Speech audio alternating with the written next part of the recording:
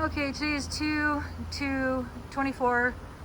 Nichole asked the leasing office if this was turned off, and the leasing office told her yes.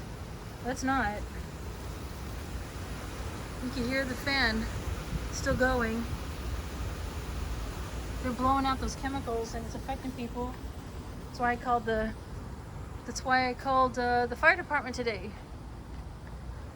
Because these chemicals are getting kicked out. They're getting pushed out, and it's affecting people.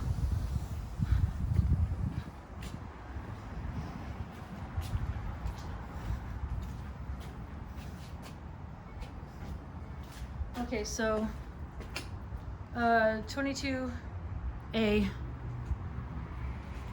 That's where it's happening. I feel bad for these guys next door.